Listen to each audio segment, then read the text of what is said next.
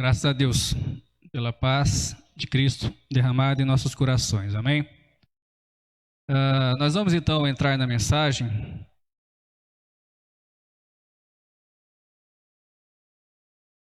Se não me engano, essa é a 31ª mensagem na carta aos Hebreus.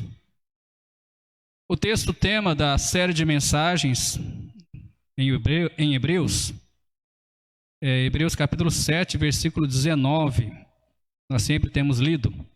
Diz o seguinte: pois a lei nenhuma coisa aperfeiçoou, e dessa sorte é introduzida uma melhor esperança pela qual chegamos a Deus. Vamos tentar falar esse versículo de cor? Vamos tentar falar ele de cor? O irmão Cris, ele vai tampar ele ali para nós.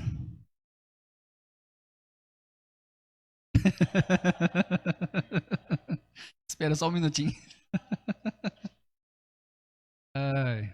Vamos lá? Hebreus capítulo 7, versículo 19.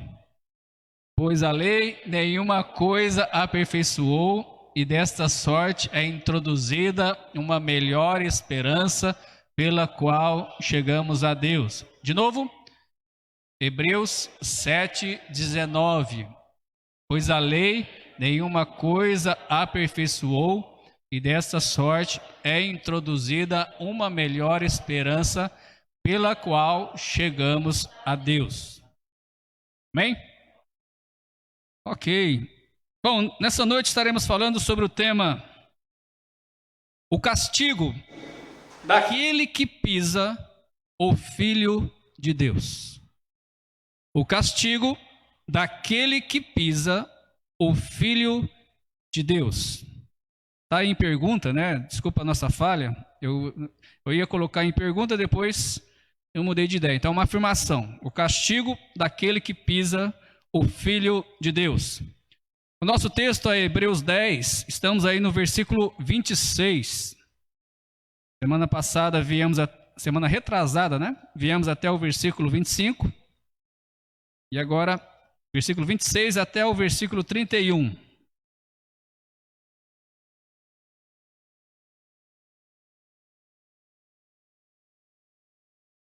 Diz o seguinte, a palavra do Senhor: porque se pecarmos voluntariamente, depois de termos recebido o conhecimento da verdade, já não resta mais sacrifício pelos pecados, mas uma certa expectação horrível de juízo e ardor de fogo que há de devorar os adversários.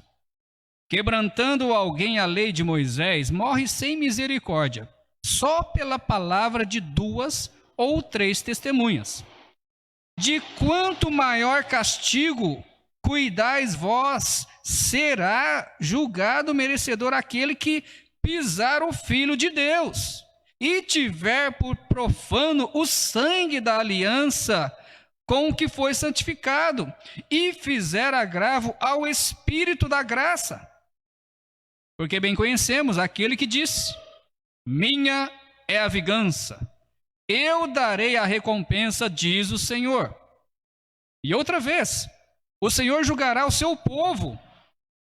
Horrenda coisa é cair nas mãos do Deus vivo. Oremos. Pai, te louvamos pela mensagem, pela carta aos Hebreus, pelas pregações, e pedimos, Pai, que nessa noite sua palavra realmente possa encontrar um coração aberto, um coração preparado para recebê-la e frutificar, Pai, em cada vida, tanto as que estão aqui, quanto aquelas que estão acompanhando pelo Facebook. É o que nós pedimos em nome do Senhor Jesus Cristo. Amém. Os irmãos podem se assentar.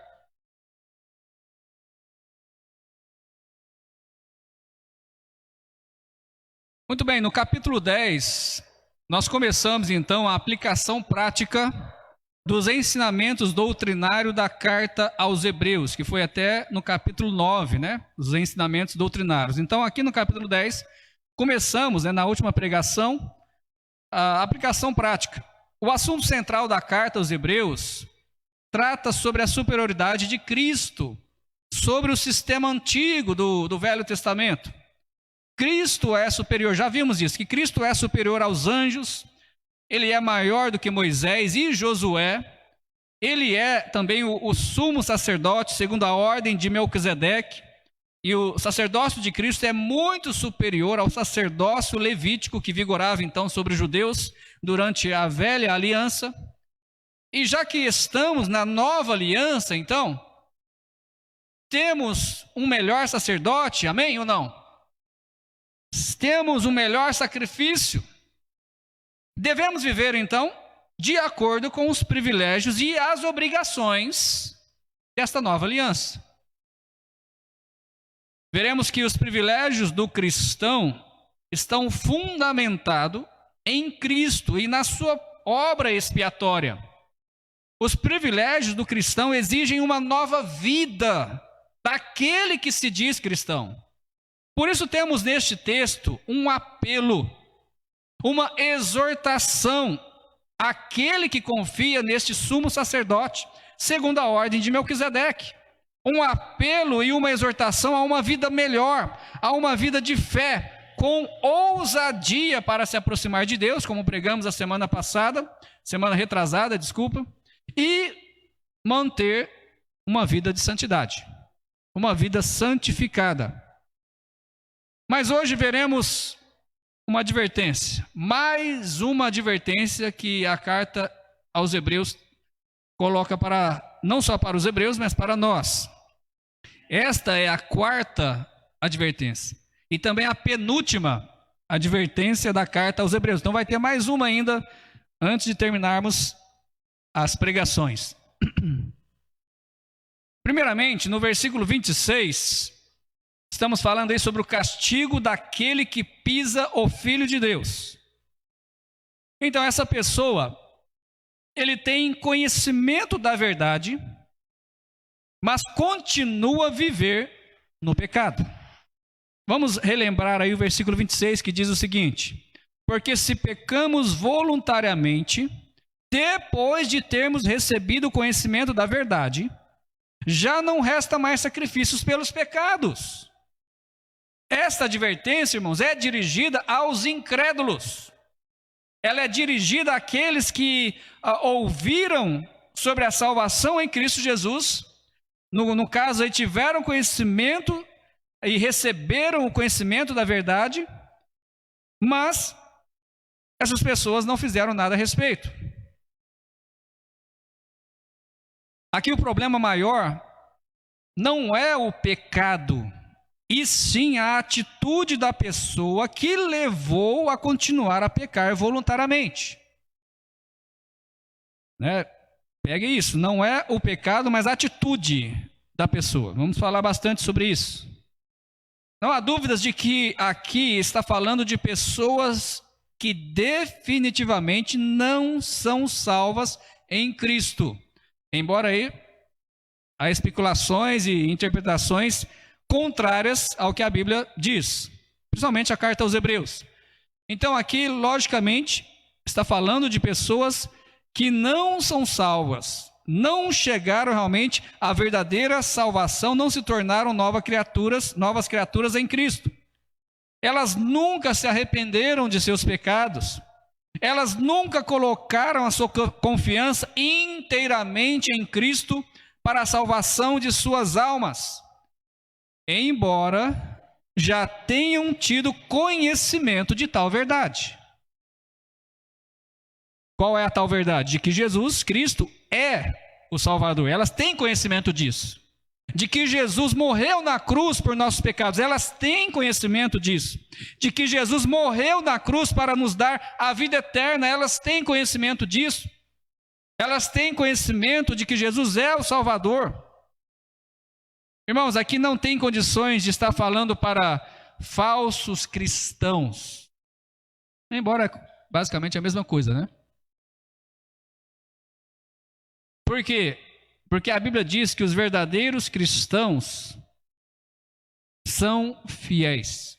Em outras palavras, permanecem sempre fiéis até a vinda do Senhor Jesus Cristo. Nós vimos isso na carta aos Hebreus já. Já vimos isso Você quer relembrar? Lá no capítulo 3, versículo 6, capítulo 6 também, versículo 9, e o capítulo 10, aqui no próprio capítulo 10, versículo 39, olha só o que diz: nós, porém, não somos daqueles que se retiram para a perdição, mas daqueles que creem para a conservação da alma. O apóstolo Paulo, desculpa, né? Eu creio que é o apóstolo Paulo, mas tem gente que não crê que é o apóstolo Paulo que escreveu Hebreus. Então, o escritor aos Hebreus, ele sempre faz aqui uma separação entre os perdidos e entre os salvos. Ele sempre faz questão de dizer, ele até se coloca nós. Ele está falando para os perdidos, de repente ele fala nós, porém não somos daqueles que se retiram para a perdição, daqueles que creem, mas daqueles que creem para a conservação da alma. Então ele tinha pleno conhecimento, pleno entendimento de que aquele que é salvo, ele não se desvia jamais, ele não vai querer se desviar. Ele pode sim cair em tentações, pode sim pecar, sim, mas ele não vai querer permanecer no pecado, ele não vai querer permanecer longe do seu Salvador, ele não vai querer permanecer longe do seu Pai amoroso. É impossível, a carta aos Hebreus diz, que alguém que conheceu a verdade, né, experimentou do dom da salvação, caia. É impossível.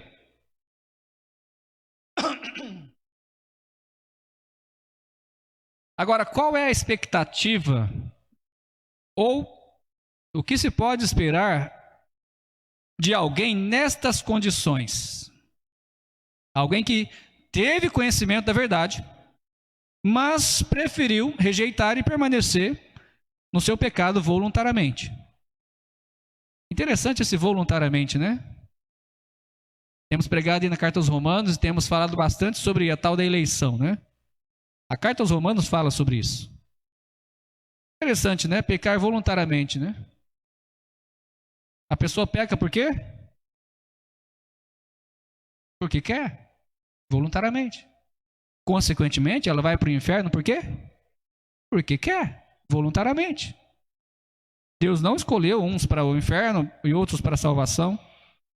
É interessante, né? Eu não tinha pensado nisso antes, agora que saltou aqui esse voluntariamente. Mas vamos lá. Qual a expectativa ou o que se pode esperar de alguém nessas condições? Qualquer pessoa que não aceita o sacrifício de Cristo em seu lugar, ele sofrerá o juízo eterno. Ele sofrerá o ardor do fogo do inferno.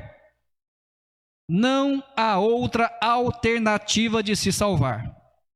Não há outra alternativa de se salvar. Olha o versículo 27 de Hebreus capítulo 10, o próximo versículo diz o seguinte: mas uma certa expectação horrível de juízo e ardor de fogo que há de devorar os adversários. Irmãos, não há outra alternativa para essa pessoa. Se ela rejeita o único meio de salvação, se ela rejeita o único que pode levá-la ao céu, se ela rejeita aquele que disse que é o único caminho que leva ao Pai, não há outra alternativa senão a condenação, senão o ardor do inferno. É interessante que o apóstolo Pedro também fala um pouco sobre isso, né, em 2 Pedro, né, a segunda carta do apóstolo Pedro, capítulo 2, versículo 21, olha o que ele diz. Olha as palavras do apóstolo Pedro com respeito àquelas pessoas que conheceram o caminho de Deus, mas rejeitaram. 2 Pedro 2, versículo 21, diz o seguinte: porque melhor lhes fora não conhecerem o caminho da justiça, do que conhecendo desviarem-se do santo mandamento que lhes fora dado. Você percebe que como que o apóstolo Pedro trata também essa situação? Melhor é uma pessoa não conhecer, interessante, não ouvir do evangelho. É o que o apóstolo Pedro fala aqui, do que ouvindo do evangelho, rejeitando. Nós vimos uma outra pregação, não lembro qual foi, o perigo de Deus endurecer o coração da pessoa, lembra? Agora não lembro, né, se é em Hebreus ou se é em Romanos, né? Muitas vezes, pregando nas duas cartas, a gente até liga uma coisa com a outra. Mas Deus pode endurecer. Se você rejeita a salvação de Cristo, Ele pode endurecer seu coração para mostrar a glória dele através da sua vida. Assim como Ele fez com Faraó. Para os judeus, esse texto aqui, lembrando, né, carta aos Hebreus. Então, carta escrita para os judeus. Eu sei que é para nós hoje também, mas para os judeus aqui, sabe o que envolvia? Envolvia aqui uma rejeição ao único sacrifício que Jesus fez. Aqui o apóstolo Paulo vem falando, né, sobre sacrifício, sobre o único sacrifício. Não precisa mais aqueles sacrifícios contínuos do Velho Testamento. Jesus fez um único, e esse único sacrifício de Cristo agradou a Deus, de forma que não precisa mais. Então, para o judeu envolvia o quê? Envolvia eles rejeitarem esse sacrifício de Cristo, como eles fizeram. Conforme nós vimos lá em Romanos, né, eles rejeitaram Cristo. Eles conheceram o Filho de Deus, eles conheceram o Verbo, né, a palavra viva que desceu do céu. Mas eles decidiram voluntariamente rejeitar e continuar aí nas formas de cerimônias de expiação do pecado lá do Velho Testamento. Por isso, então, nós vemos aí depois que... Deixa eu ver aqui só um momentinho, irmãos. Por isso que não há, né, sacrifício para eles. Por isso que o texto aí, versículo 26... já não resta mais sacrifícios pelos pecados. Porque eles não criam no sacrifício. Não tem mais sacrifício para ele, porque o único é de Jesus Cristo. O único foi feito por Jesus Cristo. E assim para qualquer pessoa. Se a pessoa rejeita o sacrifício de Cristo em favor dela, o que esperar então? Não tem mais sacrifícios. Não tem outro que pode, ou que teve um sacrifício vicário pelas nossas almas. Então só resta realmente o juízo e o ardor do inferno. O ardor do fogo do inferno. Segundo lugar, essa pessoa merece maior castigo do que aquele que desobedecia a lei de Moisés. Essa pessoa merece maior castigo do que aquele que desobedecia a lei de Moisés. Olha o versículo 28 e 29, vamos relembrar aí o nosso texto. Diz o seguinte: quebrantando alguém a lei de Moisés, morre sem misericórdia. E pior que isso era verdade. Continuando o texto: só pela palavra de 2 ou 3 testemunhas. Agora, de quanto maior castigo cuidais vós ser julgado, merecedor aquele que pisar o Filho de Deus e tiver por profano o sangue da aliança com que foi santificado e fizer agravo ao Espírito da graça. É uma pergunta afirmativa, né, que o apóstolo está fazendo aqui. Ele está perguntando, mas dizendo, né, olha, se lá no tempo de Moisés, se a pessoa desobedecesse então a lei de Moisés, ele morria sem misericórdia, com apenas palavras de 2 ou 3 testemunhas, logicamente quem pisar o Filho de Deus, quem profanar o sangue da aliança, quem fizer agravo ao Espírito da graça, vai receber maior castigo.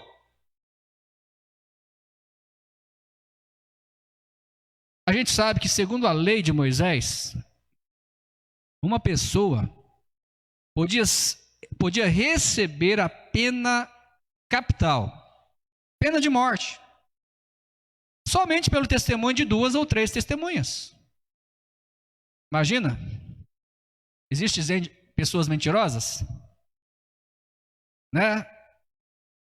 Somente, segundo a lei de Moisés, somente por 2 ou 3 testemunhas dizendo que a pessoa estava adorando a outro Deus. Se você ler lá o texto, Deuteronômio 17, versículo 2 ao 7, então Lá diz que se uma pessoa for pega, né, adorando outros deuses, que não fosse o Deus verdadeiro e outras coisas lá, dizendo, e tivesse então 2 ou 3 testemunhas contra essa pessoa, ela morria para tirar o mal de Israel. Irmãos, não havia misericórdia. Vamos ler lá o texto, irmãos, para ficar bem claro. Em Deuteronômio capítulo 17, eu não tenho aí no PowerPoint, mas eu vou abrir aqui. Os irmãos abrem comigo. Deuteronômio capítulo 17.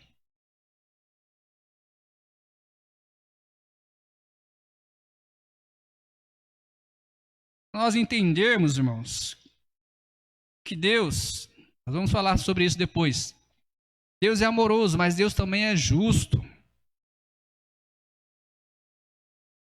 Deuteronômio 17, versículo 2 ao versículo 7, diz o seguinte: quando no meio de ti, em alguma das tuas portas que te dá o Senhor teu Deus, se achar algum homem ou mulher que fizer mal aos olhos do Senhor teu Deus, transgredindo a sua aliança, que for e servir a outros deuses, e se encurvar a eles, ou ao sol, ou à lua, ou a todo o exército do céu, o que eu não ordenei, e te fora denunciado e o ouvires, então bem o inquirirás, e eis que, sendo verdade, e certo que se fez tal abominação em Israel, então tirarás o homem ou a mulher que fez este malefício às tuas portas, e apedrejarás o tal homem ou mulher até que morra, por boca de 2 testemunhas, ou 3 testemunhas, sendo morto o que houver de morrer. Por boca de uma só testemunha não morrerá. Tem que ser 2 ou 3. Você percebeu aí? Se uma pessoa fosse pega nesses atos de adoração a outros deuses, ou até adorando os astros, ela seria morta por testemunha de 2 pessoas ou 3. Não havia, irmãos, misericórdia. Não havia como clamar: oh, me perdoe por eu ter feito isso. Oh, eu não queria. Foi por causa do meu marido, foi por causa da minha esposa. Não tinha misericórdia. Simplesmente seria apedrejado. E se você ler o texto, quem começava a apedrejar eram as próprias testemunhas. Elas jogavam as primeiras pedras. Interessante, né? Agora eu lembrei lá de Jesus, né? Quem não tiver pecado, lança as primeiras pedras, né? Aquela mulher adúltera. E ninguém teve coragem. Lembra? Talvez venha daqui, eu não pesquisei isso. Então, quem jogava as primeiras pedras eram as testemunhas. E depois o povo, logicamente, jogava para tirar o mal de Israel. Mas não havia misericórdia, não havia nenhuma saída. A palavra de Deus aqui em Hebreus, né, o nosso texto, voltando aí para Hebreus, a palavra de Deus aqui no versículo 29, né, Hebreus 10, versículo 29, declara que maior castigo terá aquele que conheceu a verdade do Evangelho do Senhor Jesus Cristo e a rejeitou. Maior castigo. Se naquela época não tinha misericórdia, imagina então hoje. Eu quero lembrar aqui uma mensagem que eu ouvi, né? Pastor Marcos, não sei se eu vou lembrar o sobrenome dele. Mas ele pregou uma mensagem que me impactou bastante. Lembra, Tamara, lá em Águas de Lindóia? Marcos? Não, esse é outro. Lá em Águas de Lindóia. Ele é muito conhecido aí, né? E a gente estava lá e ele pregou uma mensagem que me chamou a atenção. Que muitas vezes nós falhamos. A mensagem de salvação, irmãos, é uma mensagem que tem 2 lados. Diaconato, é isso aí. Draconato, diaconato. Marcos Draconato.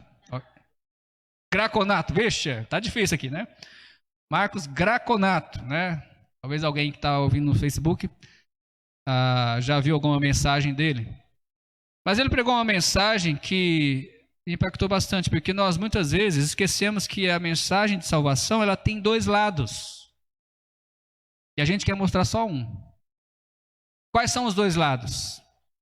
Se você aceitar ao Senhor Jesus Cristo, logicamente você terá a salvação, você terá a vida eterna, o Espírito Santo passará a habitar no seu coração, você terá a proteção de Deus, não é tudo isso.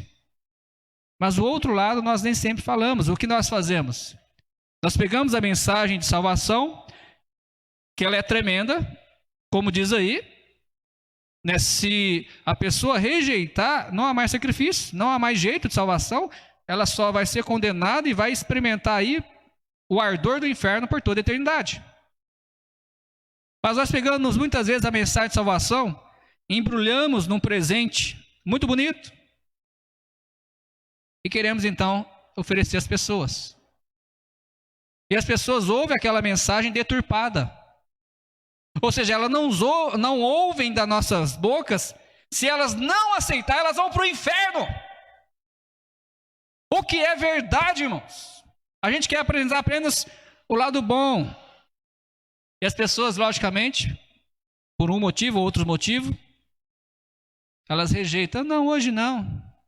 Hoje eu não quero, não. Eu vou pensar um pouquinho. Eu já tenho minha religião. Desculpas e mais desculpas. E a gente muitas vezes não tem a coragem de dizer. Ficamos com medo, né, de magoar a pessoa, mas é a verdade. É a palavra de Deus. Se você não receber Jesus Cristo, o único meio de ir para o céu não tem outro. Você vai para o inferno mesmo. Então,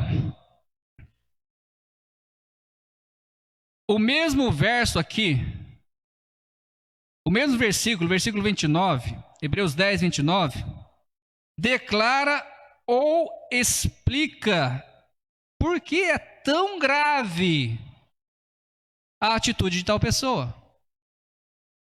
Por que é tão grave a pessoa rejeitar a Cristo? Por que Deus é tão duro, né, vamos dizer assim? O mesmo verso aqui, o Hebreus 10, 29, nos diz três pisadas de bola, vamos dizer assim, né? Primeiro, a pessoa pisa o Filho de Deus. Já pensou nisso? Já parou para meditar nisso? Pisar o Filho de Deus? Pisar o Senhor Jesus Cristo, lembra? Não está aqui, né? Creio que tem um motivo, não está aqui pisar no Filho de Deus, mas pisar o Filho de Deus. O que quer dizer aqui? A pessoa, ela trata mal o Filho de Deus, ela trata mal aquele que quer salvar a alma dela. Ela trata mal, ela trata com menosprezo, ela menospreza o que Cristo fez por ela, o grande sacrifício, o sofrimento, todo o seu sangue derramado naquela cruz do Calvário, aquelas chicotadas que levou, a pessoa menospreza tudo isso. Ela ofende o Filho de Deus, ela humilha o Filho de Deus. Segundo lugar, ela não só pisa o Filho de Deus, mas ela profana o sangue da aliança. Em outras palavras, ela torna o sangue de Cristo, que é maravilhoso, que é puro, que é imaculado, que é poderoso, ela torna esse sangue comum. Ela profana. É algo comum. Tanto faz esse sangue, ou a minha religião, tanto faz esse sangue, ou eu vou ser salvo pelas minhas obras, eu tenho que garantir isso pelas minhas obras, eu tenho que merecer. Tanto faz. Ela torna comum o sangue de Cristo, como que o sangue de Cristo fosse nada. Ela trata com irreverência o sangue de Cristo. Ela não tem respeito por esse sangue maravilhoso, o único que pode tirar todo o pecado do mundo.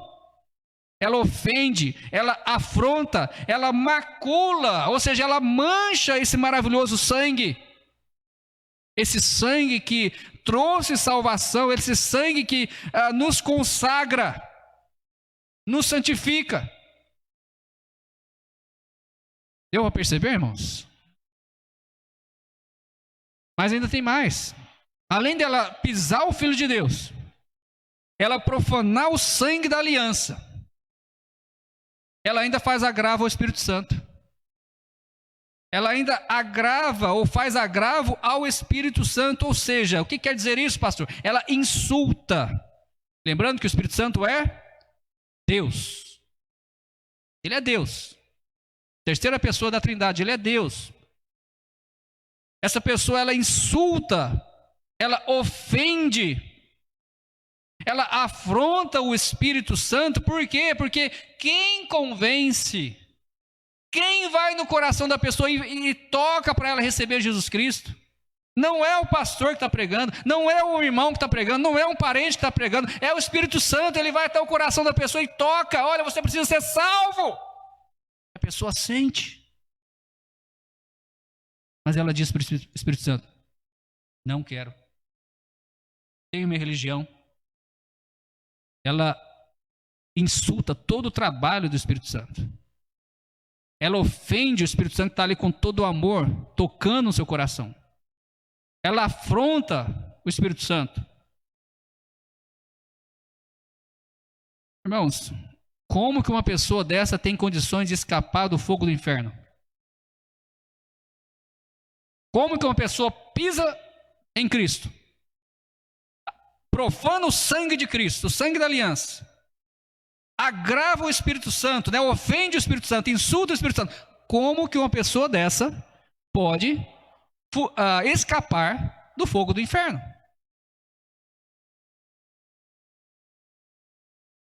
Concluindo, eu não gostaria de estar na pele dessa pessoa, de jeito nenhum. Eu não gostaria. As pessoas têm medo do Covid, né? Tem medo mais do Covid do que de Deus. Tem medo mais do Covid do que do inferno. Covid não é nada.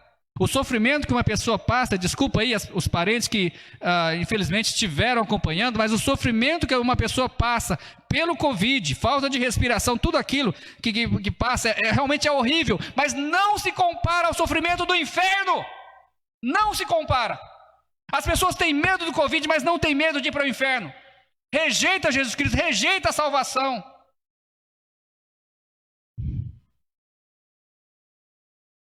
Eu não gostaria de estar na pele dessa pessoa. Não gostaria. Como nós aprendemos na pregação de domingo passado, último domingo, nós precisamos considerar a bondade e a severidade de Deus. Deus é maravilhoso, né, irmãos? A gente está pregando em Hebreus às quartas-feiras e domingo aos Romanos, né? A carta aos Romanos. E você percebe como que parece que vai junto as duas cartas, né? São duas cartas totalmente diferentes, assim, para pessoas diferentes, mas elas se completam e uma mensagem apoia a outra, né? Em Hebreus, Romanos, e lembrando aqui de Romanos, nós precisamos considerar a bondade e a severidade de Deus. Aqui, no caso aí no verso 30 e 31, a Bíblia nos apresenta a severidade de Deus. Aquilo que nós deixamos de falar para as pessoas quando apresentamos o Evangelho. Ficamos com medo da pessoa ficar magoada com a gente, com medo da pessoa ficar nervosa com a gente, mas é a verdade. O que é melhor? O que nós aprendemos biblicamente falando? Você dizer a verdade mesmo que aquilo choque a pessoa, ou você encobrir a verdade? Lembra aquele amigo? Aquele amigo que a Bíblia cita, é aquele que não fala a verdade para o amigo? Ou aquele que fala a verdade para o amigo? E nós queremos encobrir a verdade dos perdidos. Talvez essa verdade é o que levaria algumas pessoas a receber Jesus Cristo. A severidade de Deus. Sim, Deus é amor. Não há ninguém que ame como Deus. Não há ninguém, preste atenção, não há ninguém que deu por amor o que Deus deu. Eu não estou aqui tirando o amor de Deus. Só que os atributos de Deus é tudo balanceado. Porque Ele é amor. ele é injusto. Amor, justiça. Balanceado. Ele não é mais amor do que justiça. E não é mais justo do que amor. Tudo balanceado. E a gente esquece disso. Lembrando que o texto, Hebreus 10, 30 e 31, diz o seguinte: porque bem conhecemos aquele que disse, minha é a vingança. Quem disse isso? Deus, lá em Deuteronômio. Eu não estou com o texto aqui, mas lá em Deuteronômio está escrito isso. Se não me engano, capítulo 7, se não me engano. E continua dizendo, né? Eu darei a recompensa, diz o Senhor. E outra vez, o Senhor julgará o seu povo. Minha vingança, o Senhor julgará o seu povo. E o versículo 31 é tipo aquele texto de terror. Já assistiu o filme de terror? Se você tem medo, né, de filme de terror, basicamente que o versículo 31 seria aquele pior filme de terror que você já viu. Porque ele diz, horrenda, um pavor, uma coisa horrível, cair nas mãos do Deus vivo. Lembrando que não existe nenhum outro Deus vivo, né? As pessoas adoram aí outros deuses. Mas o único vivo, que pelo menos já deu prova de que é vivo, que está vivo, é o nosso Deus. É o Deus de Abraão, Isaque e Jacó. É o grande eu sou. Conhecido também como Jeová. Agora, a Bíblia diz, esse Deus amoroso, sim, esse Deus que criou o homem com todo o amor, esse Deus que enviou o seu Filho ao mundo para salvar o mundo dos seus pecados, sim, é horrenda coisa, horrível, pavoroso, cair nas mãos deste Deus. Talvez você nunca ouviu isso, né? Talvez você nunca ouviu isso, porque ninguém teve coragem de falar isso para você. Irmãos, eu prefiro receber o amor e a bondade de Deus, sem merecer. Eu prefiro receber o amor e a bondade de Deus sem merecer. Eu não mereço o amor de Deus. Eu não mereço a bondade de Deus. Eu não mereço Jesus Cristo ter vindo, deixado o seu lar de glória, ter vindo a esse mundo tão vil, tão miserável, tão pecador, e ter morrido, ter sofrido por mim na cruz. Eu não mereço isso. Muito menos mereço ser salvo. Não mereço.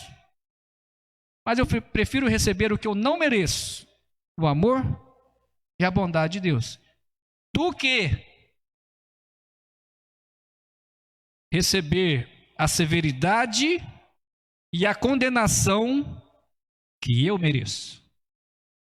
Isso eu mereço. Se Deus me enviasse para o inferno, está tudo jóia, porque é o que eu mereço. Está tudo certo. Sou um miserável pecador. Eu transgrido a lei de Deus todo dia. O justo é Deus realmente me mandar para o inferno. Isso seria justo. Assim como você. Não estou sozinho nessa, não. Se você é pecador, você também merece. A Bíblia diz, o salário do pecado é a morte.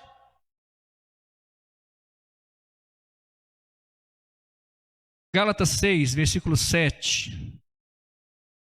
Eu vou terminar com esse texto. Gálatas 6, versículo 7 diz, não erreis. Não erreis. Porque Deus não se deixa escarnecer. Em outras palavras, ninguém zomba de Deus. Ninguém zomba de Deus. Por isso, não erreis. O versículo continua. Só até aí já nos dá medo, né? Mas o versículo continua dizendo, porque tudo que o homem semear, isso também ceifará. Então, não erreis. Não erre, trazendo aqui para o nosso contexto, não erre o caminho para o céu. Não rejeite Jesus Cristo. Não viva a sua vida do jeito que você quer, a seu bel prazer. Não erreis. Ninguém zomba de Deus. Ninguém. Sabe quando o homem zomba de Deus? Ou ele acha que está zombando de Deus? Rejeitando o grande presente. Rejeitando o seu filho amado, que providenciou tudo, já pagou tudo. Providenciou, fez tudo para que você pudesse ser salvo. Providenciou um meio para você ir para o céu. Então, não erreis, não zomba, não tente zombar de Deus. Eu prefiro receber o amor, a bondade, sem merecer de Deus, do que receber o que eu mereço, que realmente seria a severidade e a condenação de Deus. O que você prefere? O que você prefere? Espero que seja a bondade e o amor de Deus. Amém? Vamos colocar de pé e vamos orar.